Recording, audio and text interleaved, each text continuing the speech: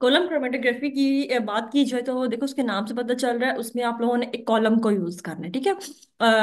थोड़ी सी इसका मोटा मोटा पढ़ लेते हैं, फिर इसको हम एक्सपेरिमेंटल करेंगे, थ्योरेटिकल ही एक्सपेरिमेंटली परफॉर्म करेंगे ताकि आपको क्लियर हो जाए।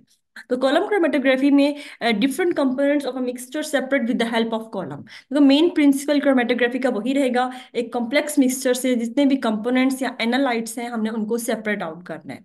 तो डिफरेंट एनालाइट्स को जब हम सेपरेट करेंगे with the help of column, तो हम उसको कह देंगे कॉलम क्रोमेटोग्राफी की है हमने परफॉर्म। अब कॉलम क्रोमेटोग्राफी में जो आप लोगों ने याद रखनी है चीजें, इसका स्टेशनरी फेस और मोबाइल फेस सबसे इंपॉर्टेंट चीज। तो यूजली जो कॉलम का साइज होता है वो होता है 1:10। 1:10 का मतलब क्या है? इसका मतलब ये है कि अगर इसकी विड्थ जो है फॉर एग्जांपल 1 सेंटीमीटर है, तो इसकी लेंथ जो है वो 10 सेंटीमीटर होगी। Most of the time 90% column की जो लेंथ और विड्थ होती है वो 1:10 की फॉर्म में होती है। अगर मैं कहूँ कि इसकी जो विड्थ है वो 3 सेंटीमीटर है, तो उसका 10 गुना जो होगी वो इसकी लेंथ होगी, मतलब ये 30 सेंटीमीटर तक चली जाएगी। तो कॉलम का जो साइज होता है 90 मोस्टली आप 1:10 की लेंथ और विड्थ ले रहे होते हैं उसकी। इसकी लेंथ इंपॉर्टेंस रखती है। अभी आगे जब हम पढ़ेंगे तो आपको पता चलेगा कि लेंथ की क्या इंपॉर्टेंस है। इसमें जो स्टेशनरी फेस हम यूज करते हैं बेटा जी, वो 90%, इनफैक्ट आप कह सकते हो 98% सिलिका और एल्यूमिना का यूज कर रहे होते हैं। एमजीओ भी बहुत कम यूज करते हैं लैब में, 90% सिलिका और उसके बाद एल्यूमिना यूज करते हैं। ये पास्ट पेपर का आपका एमसीक्यू आया हुआ है, most commonly used stationary phase in column chromatography. तो दोनों ऑप्शन होंगे, सिलिका भी होगा एल्यूमिना भी होगा, तो आपने सिलिका पे जाना है, सिलिका ज्यादा इंपॉर्टेंट है, ज्यादा कॉमन है। इसका फॉर्मूला वो सिंपली SiO2। एल्यूमिना की बात की जाए तो उसका फॉर्मूला होगा Al2O3। दोनों ऑक्साइड्स हैं, सिलिकॉन का ऑक्साइड और एल्यूमिनियम का ऑक्साइड। जब हम कॉलम क्रोमेटोग्राफी को यूज करेंगे तो हमने क्या यूज करना है? कॉटन प्लग्स का यूज करेंगे। बताती हूँ कॉटन प्लग्स कब और कहाँ यूज करेंगे। उसके बाद एक चीज जो याद रखनी है वो ये कि स्टेशनरी फेज में जो हमारी स्टेशनरी फेज है कॉलम क्रोमेटोग्राफी में, उसको हम एड्सॉर्बेंट भी कहते हैं। एड्सॉर्बेंट क्या होती है? जो एड्सॉर्ब करवा ले चीज को। इसमें जो स्टेशनरी फेज है लाइक फॉर एग्जांपल सिलिका, वो इस तरह हमारे पास कॉलम में प्रेजेंट होगी। तो क्या होगा जब हम अपना एनालाइट देंगे तो एनालाइट इसकी सरफेस के साथ एब्जॉर्प्शन और एड्सॉर्प्शन दोनों फिनोमेना कर रहा होता है। ज्यादातर 99% जो फिनोमेना होता है वो एड्सॉर्प्शन का होता है, इसलिए हम स्टेशनरी फेज को क्या कह रहे हैं? एड्सॉर्बेंट। जो चीज अपने आप पे एब्जॉर्ब करवा ले उसको हम कहते हैं ना एड्सॉर्बेंट। तो stationary phase here is called adsorbent, और जो चीज आपका एनालाइट है जो कि एड्सॉर्ब हो रहा है उसको हम कहते हैं एड्सॉर्बेट। तो मैंने लिखा नहीं हुआ, आप कह सकते हो एड्सॉर्बेट। इसमें हम एड्सॉर्बेंट और एड्सॉर्बेट की टर्म्स यूज कर सकते हैं, क्योंकि जो मेन मैकेनिज्म है जो इसके अंदर हो रहा होता है वो एड्सॉर्प्शन का है। तो stationary phase is called the adsorbent, और जो अपनी एनालाइट जो है जिनको सेपरेट आउट करवाना है वो एड्सॉर्ब हो जाएंगे स्टेशनरी फेज पे, या वो मोबाइल फेज के साथ आ रहे होंगे तो उनको आप कहोगे वो एड्सॉर्बेट है। तो ये आपकी थी मोटी मोटी कॉलम क्रोमेटोग्राफी का थोड़ा सा इंट्रो। उसके बाद हम आगे चलते हैं। उसके बाद मेन चीज जो है वो है जो आपने कॉलम यूज करना है वो उसकी क्या क्वालिटीज होनी चाहिए। एक मिनट, मुझे ये थोड़ा सा गंद जो हो गया है इसको रिमूव करने दें। ये तो जो हमने कॉलम यूज करना है उसकी ये मोटी मोटी 5-6 क्वालिटीज होनी चाहिए। क्या होना चाहिए? कॉलम जो है वो आपका इनर्ट होना चाहिए, क्योंकि हमने इसमें अपने एनालाइट को सेपरेट आउट करना है। ये ना हो उसका जो मटेरियल है जिसका वो बना है वो रिएक्टिव हो, और एनालाइट उस कॉलम के मटेरियल के साथ रिएक्ट करके अपना ही रिएक्शन खड़ा किया हो और सेपरेट आउट ना हो रहा हो। तो मोस्टली जो इनर्ट होता है ये किसका होता है? Glass column. 99% आप देखोगे आप परफॉर्मेंस कर रहे होते हो ग्लास कॉलम्स होते हैं। उसके बाद हम स्टेनलेस स्टील भी यूज करते हैं। स्टेनलेस स्टील जरा हम मोस्टली सिंपल कॉलम में नहीं यूज करते, हम HPLC में यूज करते हैं। अभी हम आज HPLC भी पढ़ेंगे इसके बाद। लेकिन कॉलम दो टाइप के हो सकते हैं, ग्लास के भी, स्टेनलेस स्टील की भी। स्टेनलेस स्टील कब यूज करेंगे अभी हम जब करते हैं परफॉर्म तो बताते हैं। दो की बने हो सकते हैं। फिर हमारे पास कॉलम डिफरेंट साइजेस और डिफरेंट डिजाइन में अवेलेबल हैं। काफी कॉलम आप देखोगे डिफरेंट डिजाइन किस तरह है, देखो इस तरह का मोटा सा होगा, कोई कोई इस तरह पतला सा होता है, बिल्कुल ही हर साइज का होता है, डिपेंडिंग अपॉन हमने क्या सेपरेट आउट करना है इस टाइप का है। कोई बहुत लंबा होता है, कोई बिल्कुल छोटा सा होता है, पतला भी होता है, छोटा इतना सा कॉलम भी होता है, कोई बहुत लंबा भी होता है साइज में। तो डिफरेंट साइजेस डिफरेंट डिजाइन, मोटे पतले लंबे छोटे के हिसाब से इसके अवेलेबल होते हैं आपको। और कौन सा कब यूज करना है? मोस्टली जो हम यूज करते हैं क्लोजली रिलेटेड कंपाउंड्स के लिए हम लार्ज साइज का कॉलम यूज करते हैं। लाइक दो कंपाउंड्स हैं जो बहुत मिलते जुलते हैं, फॉर एग्जांपल आपको पता है इनकी RF वैल्यू बहुत ज्यादा करीब है, तो उसके लिए आप लॉन्ग लेंथ का कॉलम यूज करोगे, ताकि आपको जरा टाइम लगे क्रोमेटोग्राफी में, और वो सेपरेट सेपरेट जरा टाइम के साथ अलोंग द लेंथ चलेंगे, तो वो थोड़े दूर दूर हो जाएंगे, तो सेपरेट आपको मिल रहे हो नीचे। और जो बिल्कुल डिफरेंट कंपाउंड्स हैं उनके लिए आप छोटे साइज का कर सकते हो, छोटे साइज में भी उनकी सेपरेशन बहुत अच्छी हो जाएगी, क्योंकि वो बहुत ज्यादा डिफरेंट नेचर के हैं। तो अगर आपके पास सेम नेचर के कंपाउंड्स हैं तो आप लंबा कॉलम यूज कर रहे होते हो, अगर डिफरेंट नेचर के कंपाउंड्स हैं तो आप छोटे साइज का कॉलम यूज कर सकते हो। और इसमें जो हमने कॉलम में सिलिका यूज करने हैं, जो हम SiO2 यूज करते हैं, हम वो डायरेक्टली यूज नहीं करते, पहले हम उसको एसिड के साथ वॉशअप करते हैं। जब हम उसको एसिड के साथ वॉशअप करते हैं तो सिलिका में सारी इंप्योरिटीज, कुछ ऐसी चीज थी जो रिएक्शन के लिए हार्मफुल हो सकती थी, वो रिमूव हो जाएंगी, और हमारे पास प्योर सिलिका हो जाएगा। फिर हम कॉलम की पैकिंग करते होते हैं उस सिलिका के साथ, हम डायरेक्टली नहीं करते। कॉलम क्रोमेटोग्राफी में जो हम सिलिका यूज करते हैं, that should be acid washed. उसके बाद हमारे पास टाइप्स ऑफ कॉलम्स हैं। ये एस एस PPC के हवाले से इतनी इंपॉर्टेंट नहीं है, लेकिन फिर भी आपको थोड़ा बहुत पता होना चाहिए कि types of columns, long question कल को आपको पढ़ाना पड़े तो आपको थोड़ा सा आइडिया होना चाहिए कि जो कॉलम्स हम यूज कर रहे हैं उसकी काफी सारी वराइटीज हैं, तकरीबन इससे भी बहुत ज्यादा है, लेकिन मोटी मोटी मैंने लिखी हुई है जो हम मोस्टली यूज कर रहे होते हैं। पहला होता है ग्रेविटी कॉलम हमारे पास। एसिड वॉश, देखो एसिड का जब भी हमने वॉशिंग देनी होती है ना एसिड की, उसका मतलब होता है इम्प्योरिटीज को रिमूव करना। मैक्सिमम जो इम्प्योरिटीज है वो एसिड में ना डिसॉल्व हो जाती हैं। एसिड की क्वालिटी होती है कि मैक्सिमम इम्प्योरिटीज, मैक्सिमम चीजों को अपने अंदर डिसॉल्व करवा लेता है अपनी स्ट्रॉन्ग नेचर की वजह से। तो हम इसलिए करवाते हैं कि हमारा जो सिलिका है वो प्योर हो जाए, कोई उसमें डस्ट पार्टिकल है, कोई ऐसी चीज है, क्योंकि जो हम लैब में सिलिका यूज कर रहे होते हैं ना, वो इस तरह नहीं होता बड़ा साफ बॉटल में, शीशे की बॉटल में आया, बोरा भर के आया होता है, जो जिस बोरे में हमारे गंदुम का आटा नहीं आ रहा होता, ये बोरा साइड पे पड़ा होता है, और आपने कॉलम क्रोमेटोग्राफी के लिए अपना अपना निकालते रहते हो। तो बड़ा ये इस तरह शीशे वाली बॉटल्स में अरेंज होकर नहीं रखा होता। आम सा सिलिका बड़ा सस्ता होता है, इसी वजह से हम मोस्टली सिलिका क्यों यूज करते हैं, सस्ता बहुत होता है।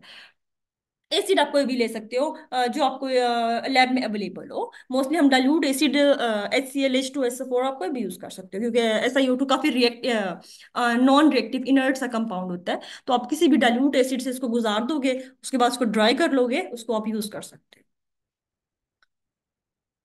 हो, रीयूज भी कर सकते हो। एग्जैक्टली exactly, आप बार बार एक ही सिलिका यूज कर रहे होते हो, बिल्कुल ऐसा ही है। उसके बाद हमारे पास टाइप्स ऑफ कॉलम्स आ जाती हैं। इसको हम एट द एंड भी फिर वॉशिंग देते हैं करने के बाद, सर का है ना कि रीयूज करने के लिए, एक दो हम पहले करवाते हैं हमने जो पढ़ा था, और अगर आप इसको बार बार बिल्कुल यूज करवाते हो उसके बाद हो गया, अब अगले एक्सपेरिमेंट के लिए उसी सिलिका को यूज करते हो, जब तक उसको बिल्कुल ही खत्म नहीं हो जाता ना, तब तक आप उसको बिल्कुल रीयूज करते रहते हो। ये ऑर्गेनिक वाले ज्यादा करते हैं, इनऑर्गेनिक वाले इतने नहीं कर रहे होते। ऑर्गेनिक वाले अपनी लैब्स में बहुत ज्यादा कॉलम क्रोमेटोग्राफी का यूज कर रहे होते हैं। वो उनके ऑर्गेनिक रिएक्शंस की उन्होंने अपने जो सेपरेशन करनी होती है ऑर्गेनिक रिएक्शन की, अपनी यील्ड वो कॉलम के थ्रू ही निकाल रहे होते हैं। ओके, टाइप्स ऑफ कॉलम्स हमारे पास, पहला कॉलम जो है वो है ग्रेविटी कॉलम। ग्रेविटी कॉलम में क्या होता है, सिंपल ग्लास कॉलम है in which mobile phase move in the direction of gravity. आप क्या करते हो, इसको भी हम एक्सपेरिमेंटली करेंगे, थोड़ा सा समझा रही हूँ कि ये हमारे पास फॉर एग्जांपल कॉलम है, इसको हमने स्टैंड के साथ फिक्स कर लिया है, जस्ट लाइक अ ब्यूरेट होता है, इसकी शेप काफी हद तक आप कह सकते हो ब्यूरेट जैसी होती है। इसका ग्लास जो होता है बस वो थोड़ा अच्छे मटेरियल का बना होता है, ब्यूरेट जरा सस्ती हो जाती है। तो हम क्या, बल्कि अक्सर आपको लैब में अवेलेबल ना हो तो ब्यूरेट के साथ भी अक्सर लोग काम चला लेते हैं। तो क्या होता है, सिंपल ग्लास का कॉलम है जिसमें आपने ऊपर से ना कोई प्रेशर कुछ नहीं दिया, आप यहाँ पे सिलिका फिल कर देते हो। फॉर एग्जांपल मैंने सिलिका फिल कर दिया इसके अंदर, और मैं क्या करती हूँ, मैं अपना एनालाइट डाल के ऊपर से मोबाइल फेस पास करवाती हूँ। तो मोबाइल फेस मैंने कोई एक्सटर्नल कुछ नहीं दिया, मोबाइल फेस खुद ही ग्रेविटी की मदद से ऊपर से नीचे आता है। ऐसे टाइप के कॉलम को मैं कहती हूँ gravity column. It's a simple glass column जिसमें आपने सिंपल क्रोमेटोग्राफी करवा देनी है, उसको उसी का नाम है ग्रेविटी कॉलम, कि वो खुद under the force of gravity move करेगा मोबाइल फेस जो मैं डालूंगी ऊपर से एनालाइट को मूव करवाने के लिए। उसके बाद सेकंड टाइप है कॉलम की मेरे पास, फ्लैश कॉलम। फ्लैश कॉलम ऐसा ग्लास का कॉलम है जिसमें आप नाइट्रोजन या एयर को प्रेशराइज्ड फॉर्म में पास करवाते हो, ताकि आपका मोबाइल फेस का रेट थोड़ा बढ़ जाए। इसमें कॉलम क्रोमेटोग्राफी का एक जो ड्रॉबैक होता है, बहुत अच्छी टेक्निक है, थोड़ा सा जो ड्रॉबैक होता है वो ये कि स्लो प्रोसेस बहुत होता है, mobile face Aahista Aahista move कर रही होती है। तो आप क्या करवाते हो, नाइट्रोजन या एयर का जो आप इसमें से फ्लश आउट करवाते हो, ताकि वो जो प्रेशराइज्ड हवा होगी वो अपने साथ मोबाइल फेस को जल्दी से नीचे नीचे पास करवाएगी, और थोड़ी सी आपकी जल्दी रिएक्शन या जल्दी सेपरेशन हो जाती है, आप कह सकते हो। तो मोस्टली हम इसमें जो अच्छी चीज़ है नाइट्रोजन को यूज़ कर रहे होते हैं, बिकॉज आपको पता है nitrogen is an inert gas. तो हवा में भी यहाँ पे लिख दिया है, हवा में भी हम ऐसी गैसेस को ले रहे होते हैं, लाइक हीलियम को ले रहे होते हैं, या नाइट्रोजन को हम यूज़ करते हैं, नोबल गैसेस को यूज़ करते हैं, बिकॉज आपको पता है इनर्ट गैसेस को लेना है। जो भी चीज़ आप इस कॉलम के अंदर लेके जाओगे वो इनर्ट होनी चाहिए, अगर वो रिएक्टिव हो जाएगी तो अंदर रिएक्शन होने की पॉसिबिलिटी हो जाएगी। तो आपने इनर्ट गैसेस का यूज़ करना है इन द फ्लैश कॉलम। उसके बाद हम low pressure column, mobile face is pump through using a pump and pressure is kept low. Exactly pressure नहीं दिया हुआ, एचपीएलसी में इसको हम पढ़ेंगे हाई प्रेशर लो प्रेशर कितना रखा जा रहा होता है। एक होता है हाई प्रेशर कॉलम, एक होता है लो प्रेशर कॉलम। अगर आप मोबाइल फेस को मूव करवाने के लिए प्रेशर अप्लाई करते हो ऊपर से थोड़ा कम, तो उसको हम क्या देते हैं, लो प्रेशर कॉलम। अगर आप हाई प्रेशर यूज कर रहे होते हो मोबाइल फेस को मूव करवाने के लिए, उसको हम क्या देते हैं, high pressure column. Vacuum column क्या है, वैक्यूम कॉलम में हम सक्शन पंप या वैक्यूम पंप यूज करते हैं, जिसकी मदद से हमारे पास प्रेशर डेवलप होगा, और प्रेशर की मदद से आपका मोबाइल फेस मूव करना हो जाता है। तो इन तीनों में बेसिकली हमने क्या किया है, हमने प्रेशर अप्लाई किया, एक में वैक्यूम सक्शन की मदद से, एक में नाइट्रोजन की मदद से, एक में हमारे पास मशीन, अभी हम एचपीएलसी में मैं इसको डिटेल से बताऊंगी। तो हम लो प्रेशर दे रहे होते हैं, और एक में हम हाई प्रेशर, सब में काम किया है, प्रेशर डेवलप करवाया है ताकि मोबाइल फेस जल्दी से मूव कर जाए।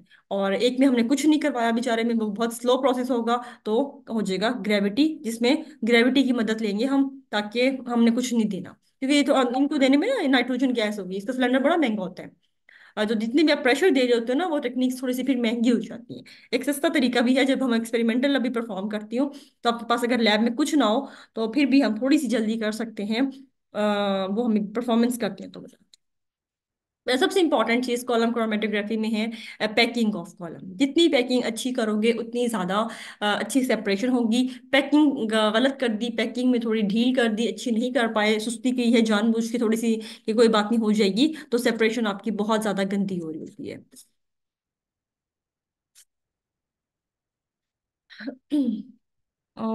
ओके जी। ओके पैकिंग ऑफ कॉलम, उसके बाद हम ओके एक मिनट मुझे रिमूव कर लेने दे, बिकॉज हमें इसमें स्टार्टिंग से कॉलम बनाना है, एक सेकेंड। अच्छा, हमने सबसे पहले क्या करना है, सबसे पहला काम यह है करना है कॉलम को भी धोना होता है। अब ये याद रखना, केमिस्ट्री में लैब में जब भी कोई काम करोगे, स्पेशली रिसर्च लैब में, कल आपको करवानी होती है करेक्टराइजेशन। अगर आपकी करेक्टराइजेशन थोड़ी सी भी ढील करोगे ड्यूरिंग लैब के, कोई बात नहीं है, वॉशअप नहीं देती, कोई मसला नहीं होगा।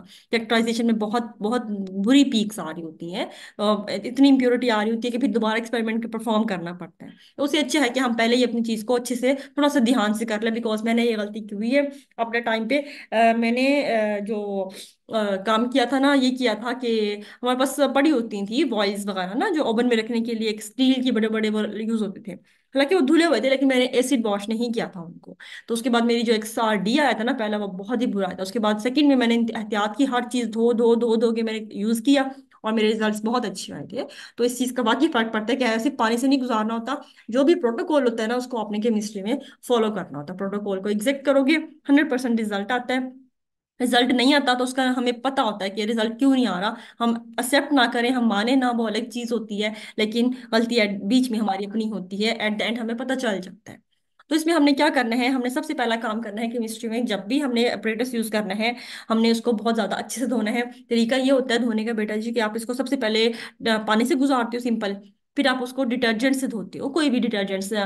मैक्स रख लेते हैं अक्सर लोग अपने उसमें, किसी ने सरफ रखा होता है, जो भी रखा हो आप किसी भी डिटर्जेंट्स के साथ उसको धो सकते हो। उसको धोने के बाद आपने उसमें एसिड गुजारना होता है, डाइल्यूट एसिड बना पड़ा, तो बार बार हम उस एसिड को यूज कर रहे होते हैं ना, कोई मसला नहीं होता। एसिड से गुजारना है। उसके बाद जिस सॉल्वेंट में आपने अपना एक्सपेरिमेंट परफॉर्म करना होता है ना, उससे गुजारते हैं मोस्टली। अगर वो सॉल्वेंट आपके पास नहीं अवेलेबल, वो महंगा हुआ है, तो कोई मसला नहीं होता, हम एसीटोन या एथेनॉल का वॉश देके उसको डाइल्यूट डाइल्यूट एसीटोन गुजार के उसको ओवन में रख देते हैं। एसीटोन बहुत वोलेटाइल होता है, एक सेकंड में उड़ जाता है, और हमारा बिल्कुल शीशे जैसा अपरेटस सामने होता है हमारे। तो हमने क्या करना है, कॉलम को सबसे पहले शीशे का है उसको अच्छे से धो लेना है। उसको धोने के बाद सबसे पहले हमने काम क्या करना है, आयरन स्टैंड ले लेना है। वो आयरन स्टैंड जो लैब में सबसे अच्छा होता है, बिकॉज आधे ढीले पड़े होते हैं, सबसे अच्छे वाला टाइट वाला हमने लेके अपने कॉलम को आयरन स्टैंड पे सेट कर लेना है। फॉर एग्जाम्पल ये मेरा आयरन स्टैंड पे कॉलम मैंने एडजस्ट कर लिया, बिल्कुल स्ट्रेट करना है आपने इसको, बिल्कुल स्ट्रेट। जब ये एडजस्ट हो जाएगा, तो इसको मैंने ये लगा लिया है। उसके बाद मैंने इसमें फिल करनी है SiO2, सैंड, मेरी सिलिका जिसको मैं कह रही हूँ। तो उसके बाद सबसे पहले क्या करना है, मैंने यहाँ पे at the end cotton plug लगा देने हैं। कॉटन प्लग जब मैं लगा कॉटन प्लग जब मैं लगा दूंगी, तो क्या होगा, उसके बाद मैंने इसमें सिलिका फिल करनी है। कॉटन प्लग लगाने का आपको फायदा ये हो जाएगा कि आपका जो सिलिका है वो स्टार्टिंग में गिरता नहीं है। क्योंकि अगर आप कॉटन प्लग नहीं लगाते ना, पहले वाला सिलिका जब डालते हो ना, अभी हमने उसको बिठाया नहीं होता, बिकॉज थोड़ा थोड़ा ऊपर से ना इसका मुंह छोटा सा ही होता है। जब आप सिलिका डालते हो वो गिरने का चांस होता है नीचे। तो हम इसको कॉटन के साथ नीचे फिल कर देते हैं, उसके बाद हम इसमें सिलिका ऐड कर रहे होते हैं। बिकॉज बाद में इसकी आवाज सही, क्योंकि बाद में जो डाला हुआ सिलिका जो होगा वो नीचे नहीं गिरेगा। एक बार जब हम उसको सेट कर लेंगे कॉलम के अंदर, देन हम इस कॉटन प्लग को रिमूव कर लेंगे, यहाँ से हमारे मोबाइल फेस में पास आउट हुआ होना होता है। तो सबसे पहले हमने क्या किया, इसको स्टैंड पे सेट किया, इसमें हमने डाल दिया नीचे से अपना कॉटन प्लग, रुई सिंपली ठूस देनी, जिस तरह हम कह रहे होते हैं, ये इस रुई को मैंने यहाँ पे ठूस दिया हुआ, ठीक है। उसके बाद मैंने इसमें अपना एसिड वॉश सिलिका डाल देना है। एसिड वॉश सिलिका को मैं, इसका तरीका क्या होता है, अब मेरे पास डालने के भी दो तरह हैं, तरीके हैं सिलिका को। एक हम होता है पैकिंग, वेट पैकिंग कहते हैं, एक हम कहते हैं ड्राई पैकिंग। जो हमारे पास वेट पैकिंग है उसमें हमने क्या करना होता है, उसमें हमने स्लरी बनानी। स्लरी हम कैसे बनाते हैं जी, स्लरी का ये तरीका होता है कि हमने सैंड लेनी है, और उसमें पानी डाल देना है, उसको थिक पेस्ट बना लेना है। बिल्कुल पतला सा ना, अच्छा खासा thick paste, just like the cement, जिस तरह सीमेंट का पेस्ट बन रहा होता है ना हमारे पास, बिल्कुल वैसा हमने थिक पेस्ट बना लेना है उसको स्लरी में। उसके बाद हम उस स्लरी को फिल अप करते हैं इस कॉलम में। जब हम फिल कर रहे होते हैं स्लरी को, तो हमने क्या करना है, थोड़ी सी हमने फॉर एग्जांपल स्लरी डाली है, हमने उसको वाइब्रेट करना होता है ताकि स्लरी अच्छे से बैठ जाए। ये शीशे को होता है, आप इसको फिंगर्स के साथ यहाँ बार बार दे रहे होते हो, या फिर स्टीलर की मदद से आप हल्का सा इसको बार बार टैप कर रहे होते हो। जब आप टैप कर रहे होते हो बार बार, तो आपकी ये जो स्लरी है वो जरा होमोजेनाइज हो रही होती है साथ साथ। तो आप इसको फिल करते जाओगे, साथ साथ हल्का सा हिलाते जाओगे, टैप वाइब्रेट कर रहे होगे, ताकि आपकी स्लरी जो है वो बिल्कुल सेट बैठ जाए। उसके बाद होती है, एक होती है ड्राई पैकिंग। ड्राई पैकिंग में हम क्या करते हैं, हम कोई स्लरी नहीं बनाते, हम एज सच सिलिका को लेते हैं और इसके अंदर फिल कर देते हैं। इसकी फिलिंग ऐसी होती है कि जब हम इसमें सिलिका को डाल रहे होते हैं, ये हमारा कॉलम है, इसमें जब मैं सिलिका ऊपर से डाल रही हूँ, ये मैं तो इसी तरह पाउडर फॉर्म में है, तो मेरे पास ना इस टाइप का होता है एक प्रेटर सा कहते हैं हम इसको। उसके आगे ना थोड़ी चौड़ी सी शीशे की होती है, ये भी शीशे की होती है, रॉड सी, और थोड़ी सी इस तरह होता है, लाइक जिस तरह हम आलू मैश नहीं करते घर में, एक होता है आलू मैश करने वाला, उसमें सुराख होते हैं, इसमें सुराख भी नहीं होते। तो हम इसको, पतली सी होती है, ये अंदर चला जाता है कॉलम के, तो हम बार बार अपनी जो हमारी जो होती है सिलिका उसको बिठा रहे होते हैं, बिकॉज ऑफ पाउडर फॉर्म में है, थोड़ी सी डाली ऊपर से, इसको हमने प्रेस कर दिया। जितनी ज्यादा टाइटेंड सिलिका होगी, इधर भी वाइब्रेट करने का मकसद यही था, और इसमें इस वाले केस में भी हम इसको यूज कर सकते, दोनों में यूज कर सकते हो। जितनी ज्यादा टाइट पैकिंग होगी सिलिका की, उतनी क्रैक्स कम होंगे, और जितने क्रैक्स कम होंगे, जब हम मोबाइल फेस को गुजारेंगे, हमारे एयर बबल्स कम बनेंगे, और जितने हमारे एयर बबल्स कम बनेंगे, resolution will be very high in that case. तो आपने क्या करना है, सबसे काम जो इंपॉर्टेंट काम करना है, कॉलम क्रोमेटोग्राफी में सेपरेशन हो जाती होती है। The important thing is packing of the column. तो पैकिंग आपने जितनी अच्छी करोगे, आपकी रेजोल्यूशन उतनी ज्यादा अच्छी होती जाएगी। तो हमारे पास वेट पैकिंग और ड्राई पैकिंग दोनों अवेलेबल हैं, लेकिन जो हमारे पास प्रेफर्ड है वो है ड्राई पैकिंग। ड्राई पैकिंग में, क्योंकि आपने इसको स्लरी बना लिया है, आपके पास क्रैक्स ऑलरेडी 50% कम हो जाते हैं। जब आपके पास 50% क्रैक्स कम है, तो ऑब्वियस बात है, जब हमारे पास दोनों अवेलेबिलिटी है, और वेट पैकिंग बनाने में कौन से हमारे पैसे लग रहे हैं, पानी लेके आना। और उसमें यहाँ पे सॉरी एक और चीज, पानी जो आपने यूज करना होता है, वो आपने सिंपल वाटर नहीं यूज करना होता। पहली प्रेफरेंस होती है डीआयनाइज्ड वाटर लेने की। जब भी आपने परफॉर्मेंस करनी है इन द रिसर्च लैब, तो आपने क्या करने हैं, डीआयनाइज्ड वाटर लेने हैं, या डीआयनाइज्ड वाटर, इसका फिल्टर लगा होता है लैब्स में। 5-6 लैब्स होती हैं डिपार्टमेंट में, किसी एक में डीआयनाइजेशन फिल्टर लगा होता है, वहां से ले आओ। अगर वो अवेलेबल नहीं है, तो एटलीस्ट डिस्टिल वाटर तो लाजमी है। टैप वाटर के साथ कभी भी आपका रिजल्ट एक्यूरेट नहीं आएगा, कोई भी एक्सपेरिमेंट कर लो, कोई भी। सबसे बड़ी बेवकूफ़ी होती है कि आप डिस्टिल या डीआयनाइज्ड वाटर नहीं लेते। तो 90% आप रिसर्च पेपर पढ़ रहे होगे, होप्सो जो एमफिल वाले हैं, उसमें आप लोगों ने देखा होगा कि जब भी आप एक्सपेरिमेंट कर रहे होगे, उन्होंने लिखा होगा कि डीआयनाइज्ड वाटर। नहीं होता तो फिर हम डिस्टिल से काम करवा चला लेते हैं, तो आप बता सकते हो मुझे डी आयनाइज्ड और डिस्टिल वाटर में फर्क क्या है? चैट बॉक्स खोलो अपनी और मुझे वो जरा बताओ, what is the main difference between deionized and distilled water? Deionized have no ions exactly, और डिस्टिल में क्या होता है, आयंस होते हैं, फिर फर्क क्या है दोनों में? Distil, rhythm. Hmm. Distil water वो होगा ना जिसकी हम डिस्टिलेशन कर सकते हैं, मतलब उसकी स्टेट को हम कन्वर्ट कर सकते हैं। डिस्टिलेशन में क्या होता है भला? डिस्टिलेशन में आप क्या कहते हो, वेपर बन जाते हैं? मतलब हम उसको लिक्विड को वेपर्स बना सकते हैं कंडेंस वगैरह करके, और मेरे ख्याल से उसको दोबारा से फिर हम लिक्विड स्टेट में जब चेंज कर सकते हैं, तो इसी चीज को कहते हैं ना कि डिस्टिलेशन कर रहे हैं हम। वो डिस्टिलेशन है, ठीक है, है ना? लेकिन अगर मैं कहती हूँ सारा डिस्टिल्ड को। वाटर है तो लिक्विड, दोनों लिक्विड है, ये भी लिक्विड फॉर्म में है, ये भी लिक्विड फॉर्म में ही होता है। इसका अलग से फिल्टर लगा होता है लैब में पीछे से, और इसका अलग से फिल्टर होता है। जो डीआयोनाइज्ड वाटर, दोनों में डिफरेंस भी अच्छा खासा डिफरेंस है। Deionised is something different and distilled water is something different. तो आप क्या कहोगे, कि मैं कहूँ कि आप डिफरेंस दोनों में बताओ? तो डिस्टिल्ड वाटर में आप क्या कहते हो, आइंस होंगे या नहीं होंगे? अच्छा, डिस्टिलेशन से गुजरा है ना आप कह रहे हो, और फॉर एग्जांपल ये वेपर्स ही बन गए हैं, तो इसमें क्या लगता है कि इसमें आइंस होंगे? बस ये था मेरे जहन में कि उसमें इम्प्योरिटीज नहीं होती हैं डिस्टिल्ड में, क्योंकि वो एग्जैक्टली वाइंस exactly, में ये कन्वर्ट यही कर सुनना चाह सकते रही हैं। हूँ, यही सुनना चाह रही हूँ घंटे से।